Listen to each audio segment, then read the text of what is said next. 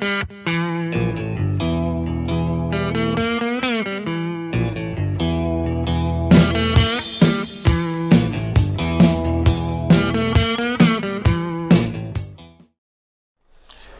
this is Chris Ramirez, and this is In the Mind of a Veteran. Today I want to talk about the Forever GI Bill and the DOD's plans to save money by limiting the ability to transfer those benefits from service members to their dependents. For anyone who doesn't know, the ability to transfer the GI Bill benefits came into play with the post 9/11, and the post 9/11 was established in 2008, I believe.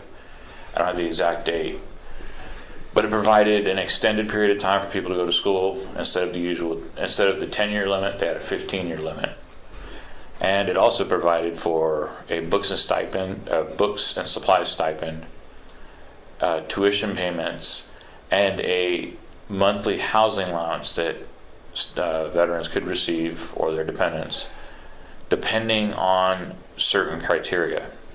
You had to be going to school into a physical campus, at least one class, and you had to be going over halftime. The reason that this is important, because the Forever GI Bill is an extension of the post 9/11, and when it was established, for service members, you had to have been discharged before January 2013, to use the post 9/11, and after January 2013 to use the Forever GI Bill. The Forever GI Bill, the reason it's called that is because you have no limit on when you can use it. If you don't immediately go back to school and decide 20 years later, it's still there waiting for you.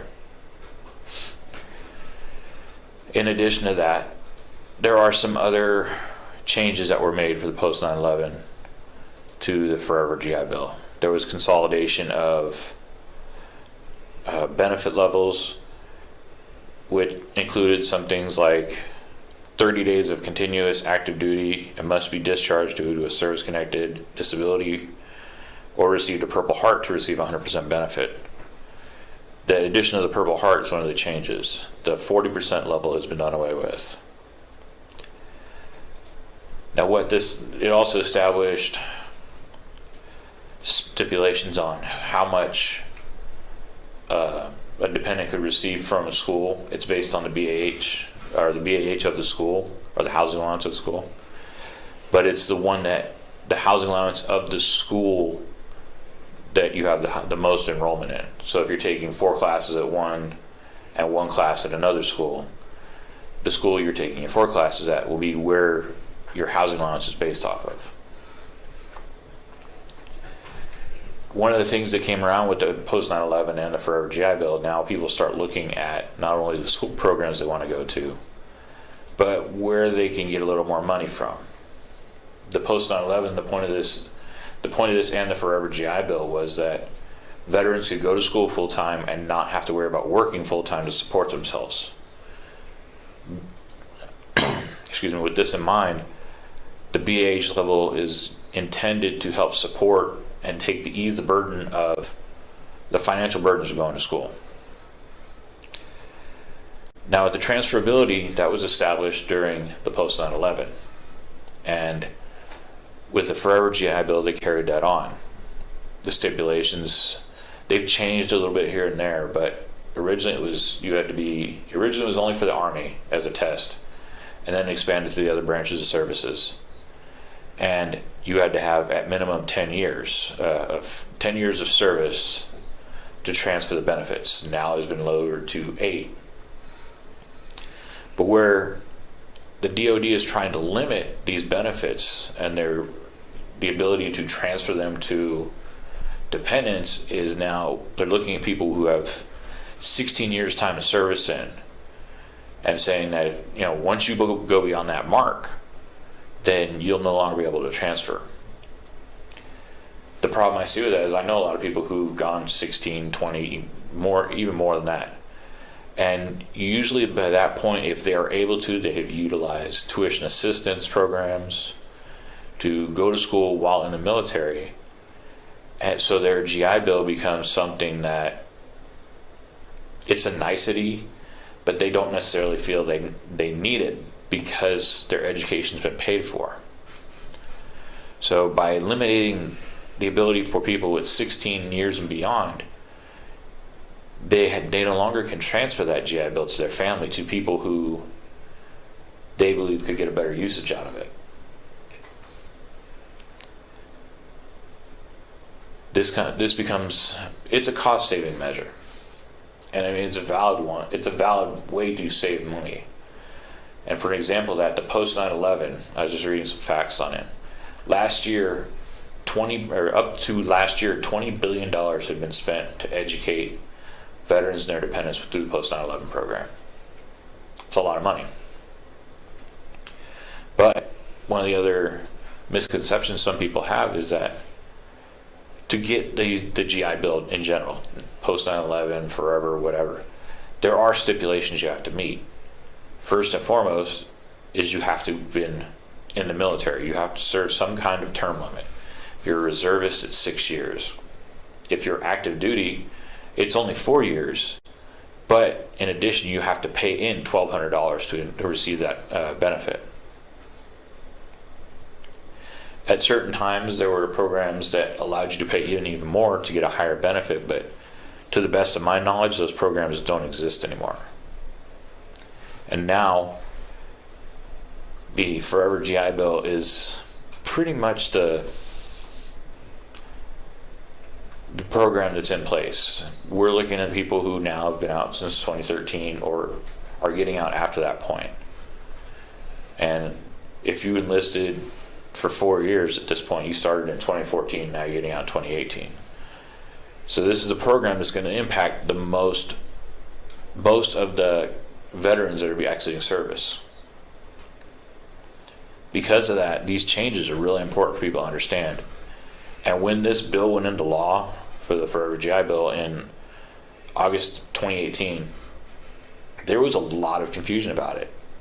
There were stipulations in that allowed, if you are a STEM student, science, technology, I can't remember what the last 2 letters are, but basically technology fields, engineering, the reason they would give you an extra year to finish your degree, you had to apply for it.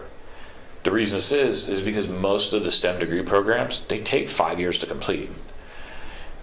I have a bachelor's in history. I was able to do it in 4 years. But I knew plenty of people, because of the math requirement, the extensive science requirement, they had to actually take 5 years or sometimes even more to meet all of their classes. So by adding this extra year of entitlement to the benefits, or to the education benefit, it allowed for people to not have to go in and start claiming student loans to go to school. Because of this, it has eased the financial burden on students in those fields. It's not an instant thing. You have to apply for it. You have to show that the reason that you're taking 5 years is that you have a STEM program, not that you've failed multiple classes. So there is some considerations with that. All this transfers to dependents as well, which brings us back to transferability. To meet the requirements for transferability, you have to serve 8 years. There are stipulations that allow for injured service members, somebody who's disabled, injured during combat deployments or deployments, that they were able to transfer without meeting the 8-year requirement. This is also something else that the D.O.D is looking at eliminating, saying that even if you are medically retired or discharged with a service-connected disability, that you necessarily don't get to transfer your benefits because you haven't met that 8-year requirement. So now, by doing this, there's only an 8-year window where you could transfer your benefits. If you go beyond 16 years, your benefits can't be transferred, and you're left with a set of benefits that, while they are helpful, they may not be needed. And instead of being able to shift those to a family member who'd use them, they're pretty much going to collect dust. Many of the people I know who've been career militaries, they have bachelor's degrees, master's degrees by the time they get out. So having a 4-year education bill is probably just going to go to waste if they can't give it to they can't transfer it to their family members. I know, looking at some of the veteran support groups like IAVA, American Legion, they're all strongly against this. They're trying to get Congress to help stop this because it's being put through by the D.O.D. While they have the control of the people on active duty and the reserves, the VA is the one who actually takes care of the payments, but they still have to go with the DoD's policies of when they are implemented. So, for an example, if they decide that you had to have 8 years in one day and somebody only serves 8 years, then that person could lose out on the education benefits if that's what the DoD proclaimed. Now, the reason that I think this is a big issue is because, like I said, a lot of people I know who've done careers, they've used the available benefits to get their degrees while they're in, and in turn transfer their GI Bill benefits over to their wives, their children, their husbands, to assist them in getting their education taken care of. Because the family members, they go through a lot, moving from duty station to duty station, dealing with deployments. They have their own stresses that are involved. And many times, moving from duty stations to different parts of the country, different parts of the world, it can impact, spouses and even children's ability to go to school. Now, there are different education benefits out there. There's scholarships there that children are eligible for, and there are chapters of the GI Bill, which is just basically a different program, that are out there for surviving spouses and children of disabled veterans to help them with school. But what makes the post 9/11 and the forever GI Bill so much different is the amount of financial assistance it provides. For the Chapter 35 benefits, which are it's the GI Bill benefits for spouses and children of either deceased or disabled veterans, they get paid a fixed rate based on how many hours they are in school. If you're taking a 12-unit workload and that's a full time for your school, then you receive one part, and it breaks it down from there. 3 classes will only get you 75%. 2 classes, depending on the units, might get you more than 50, might get you less. So, having the ability to transfer those education benefits is a really big impact. And with that impact, it doesn't just affect the veterans, it affects their families. It also can have an extended impact on the schools, because with the tuition payments, it opens up the options of what schools whoever's using the benefits want to go to, instead of looking at the possibility of student loans or trying to find other ways to pay for school. So with these policies in effect, and limiting not only who can get it, but how you can, how much time you can commit to the military to transfer this, you're in fact kind of penalizing members of the military and their families with the ability to use these benefits. These benefits, they're not gimmies. You have to earn them. You have to put in military. You have to put time in service. You have to pay into them. It's a $1,200 pay-in for active duty. While that's not a huge amount, the military's never really been known as a career path to become rich. And, $100 a month out of, when I was first in the military, I was making $449 a paycheck. So out of almost $900, taking $100 out of that every month is a big hit. And by taking that away and saying that people can't transfer those benefits that they may not want to use, you're limiting what started out as a entitlement for retention, or not an enticement for retention, to now it's you got to use it and deal with it before you hit certain benchmarks in your career.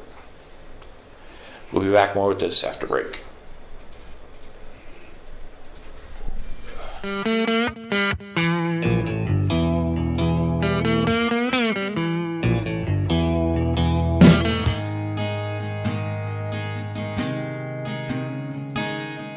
At the time you were arrested, you were served with a DS-367 temporary driver's license. It's good for 30 days, but if you don't act within 10 days, at the end of those 30 days, your license will be suspended.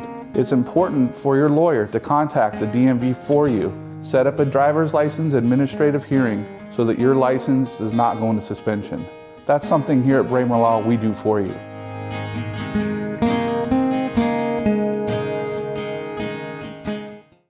I choose Patriot Bail Bonds. We choose Patriot Bail Bonds.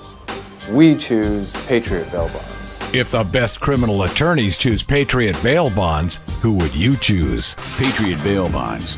We fight for your freedom. Patriot Bail Bonds has the best customer service in Bakersfield. Patriot has more 5-star ratings than any bail company in Kern County. Plus, we're fast and affordable. If you run into the law, make Patriot Bail Bonds your first call. That's right, one call, that's all. If you're in jail, call Patriot Bail.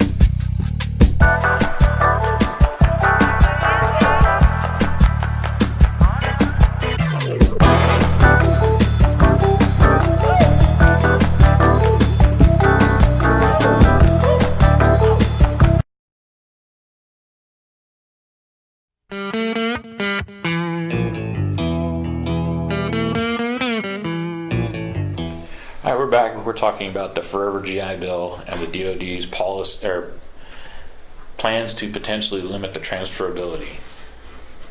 And one of the things I didn't get a chance to go into about the Forever GI Bill is there were stipulations put in it for assistance for students affected by school closures and certain disapprovals.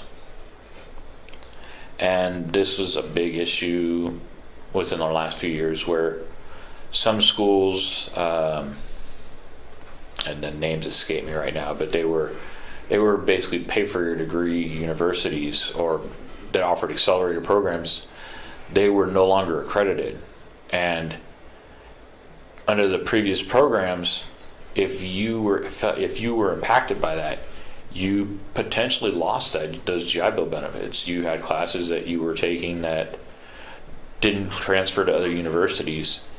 And instead of being able to pay for your degree, you would actually only be able, you may only be able to pay for retaking classes that you already taken. So the Forever GI Bill, one of the stipulations was in that, it provides the ability to restore benefits and provide relief to education beneficiaries from the result of the closure of an educational institution, the disapproval of the course or a course that is a necessary part of the program, or not receiving credit, losing training time towards the completion of a program that's being pursued. Now, this is on a case-by-case basis, and it went into effect 90 days after August 2017. And courses and applied to courses and programs discontinued after August 2015. The one thing about this, though, it impacts the ability to transfer, because not transferring the benefits, but transferring from school to school, because it helps with people who have credits they can't transfer. What this information sheet that I printed out from VA talks about is for an individual who did not transfer credits can have all of their entitlements restored. So, onto the section about transferring benefits. Veterans who transferred entitlement to a dependent can now designate a new dependent if the original dependent dies before using the entitlement. I didn't really know. That's actually something I didn't know about, and I was familiar with this bill. I had to be. I worked for a temporary period at UCSC with their veterans programs there, and to inform students about the Forever GI Bill, the Post 9/11, the options that were available through VA.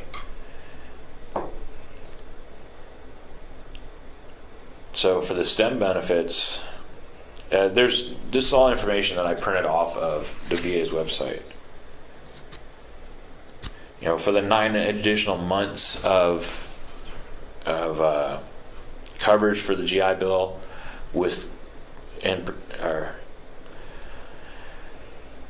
the 9 extra months of coverage under the STEM benefits, or for the STEM programs, the priority be given to veterans who are entitled to 100% of post 9/11 GI Bills, but it does cap up to $30,000. So if your last year you're going to a high dollar college, or you just don't have enough to cover the full period, and it will exceed that $30,000 cost, VA will only pay for $30,000 of your education. But with that STEM program, that can't be transferred to dependents either. So you can't use 4 years of your post 9/11 or Forever GI Bill, actually it'd be Forever GI Bill, and then transfer 1 additional year to a family member to help them with 1 more year of college. And this actual expansion becomes effective on August 1st, 2019, trying to address the usage of people going to school who got out after, if you separate after 2013, if you separate after 2013 or going to full time, they wouldn't pay for something that happened before 2019. Let's see, the Forever GI Bill also eliminated the 15 years. That's why it's called Forever GI Bill. But there were many different parts. There's stuff about work study expansion, pilot programs for technology. It's a 5-page document. But the biggest part about it that I want to look at is the fact that through a time of really high-end expenditures by the D.O.D, they're starting to look at cutting programs that are aimed at helping, service members and their families when they transition from the military, or even before they transition, which is a pretty interesting way to look to cost cuts when you have projects like the F-35 that have gone so far beyond their original budget. Instead of cutting out unnecessary expenditures like that, now the costs are being handed down to the service members and their families. There's even more talk of potentially lowering the percentage of BAH. Housing allowance is intended to help cover a certain percentage of your rent. If you're not in military housing and you live off base, then you're paid a housing allowance, and with that you receive X amount of money, which is intended to pay 99% of your bills, like your housing costs. But that's something that's looking being cut back too. Now that's a big impact, And the same thing with the GI Bill and how it transfers. Now if you don't serve 8 years because of an injury or because of, even something happened that's combat related, that's one of the ways it's being looked at, limiting who can transfer their benefits. And with, the fact that we've been in a war since 2001, 17 years, we're seeing people that still have to deploy in harm's way. Boots on the ground in foreign countries that aren't, they're not really happy about us being there. And, there is a very high potential of somebody being injured, somebody being killed. And by telling them, well, if you serve 8 years, then you can transfer it. But if you get hurt in a combat zone, we're not going to let you transfer it. That's a really insensitive way to handle that issue.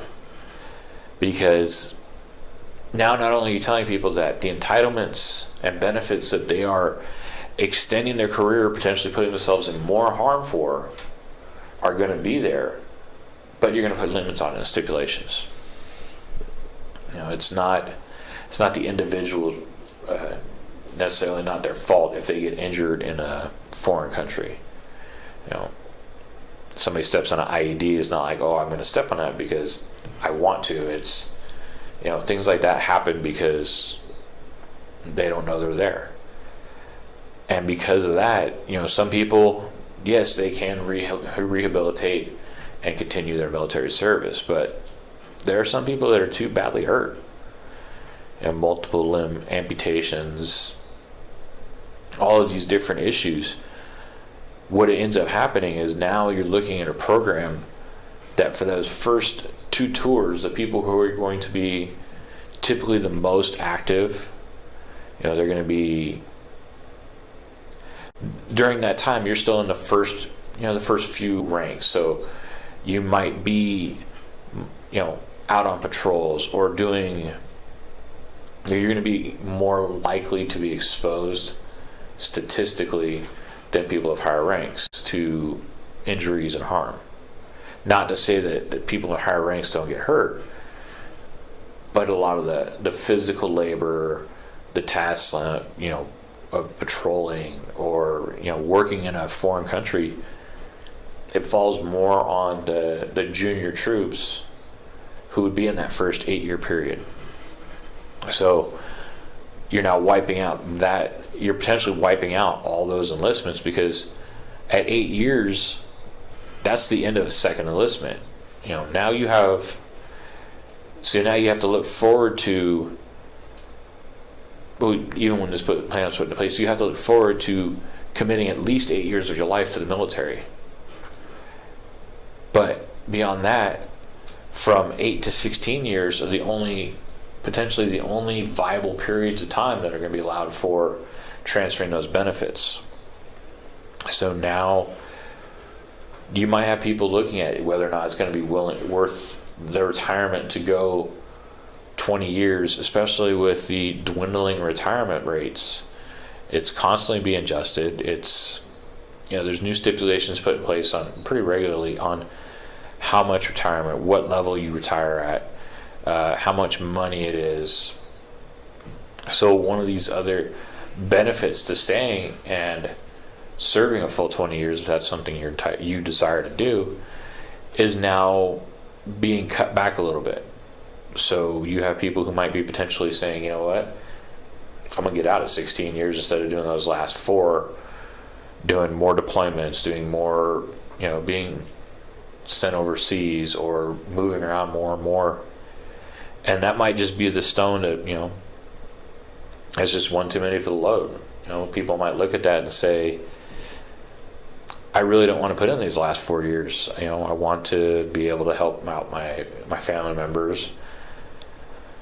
And, for that, I can understand that. It's the D.O.D. saving money off the backs of the service members is what it boils down to. Instead of looking at how at the groups of people who are using these benefits to go to school, you're now just setting an arbitrary number. It would have been better just to say, you're not transferring to GI Bill benefits anymore.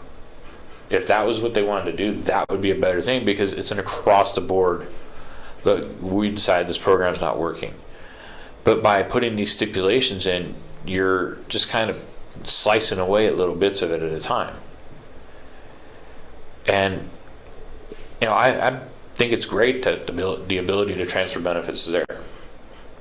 That is something that I wish I'd been able to do, because my family did follow me around all over when I was in the military, and it made it hard for my wife to get to work on her degrees that she wanted to establish a career.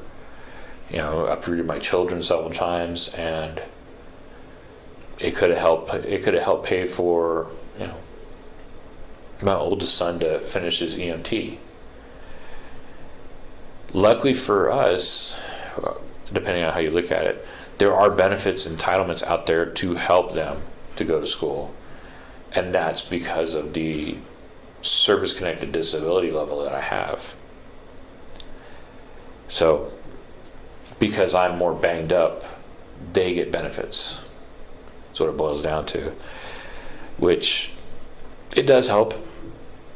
It is a nice thing, but that's just a limited group of people that get those benefits. You have to meet even more strict criteria to use those. You have to hit certain disability benchmarks. When you're looking at the service-wide and the number of people that this could impact, you're looking at a large number when you look at all the different branches of the military. Between all 5 branches, and the Coast Guard is considered a branch, even though they fall under Homeland Security. These programs, they are there to help out the service members and their family members. By slicing away at them to save money, it's the D.O.D. starting to turn their back on the very people who are the most needed. By cutting away for budgetary reasons, the ability to transfer certain degree programs over or transfer to family members, instead of enticing people to stay, you're giving them a reason to leave. So now, not only those that middle mark of the mid grades, where they're basically like the first tier of leadership, and one of the most technically experienced people you may have, there's not a reason to stick around for that. There's a really high turnover right now with the military, with extended deployments, even at some points deployments multiple times to the same countries for combat missions.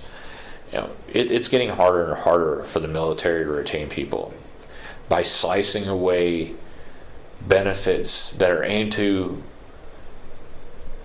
reward people who are staying in longer, you're giving them less reasons to go in. And when you start looking at that, instead of looking at these huge programs that are being, they just ballooned out of proportion cost-wise, there are other ways that the D.O.D. could serve to cut that money back. Instead of making the service members pay for it, hold government contractors accountable for it with their overages. Like there's recently been in news, contractors who are providing faulty equipment, hold them accountable. Don't save money on the backs of the troops that get you through the hard times.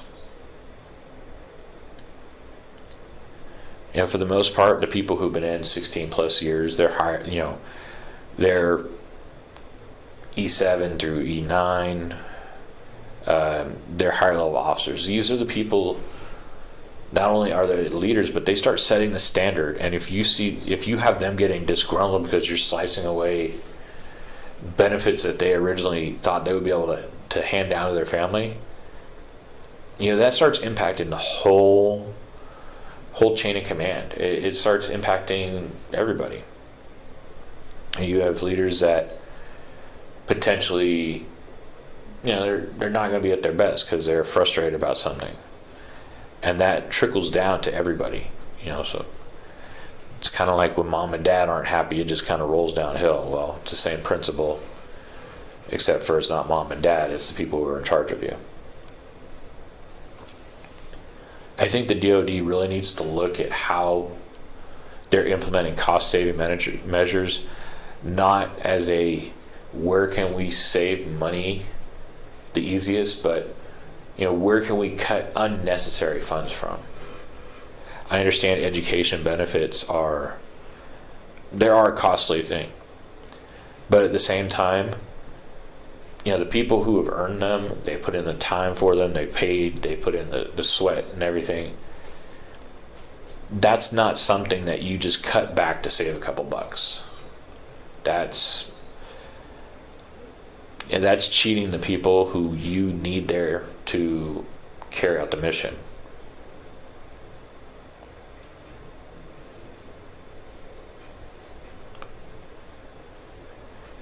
So, with these programs, these cutbacks and everything, we're going to have to look more and more at these as veterans, as service members, to see, how we address this. So for next time, I'll find something else that looks interesting, and we'll talk about that and see, just to inform people, and they can make their own decisions on how these policies are being impacted and how they're being put in place. So, talk to you next time.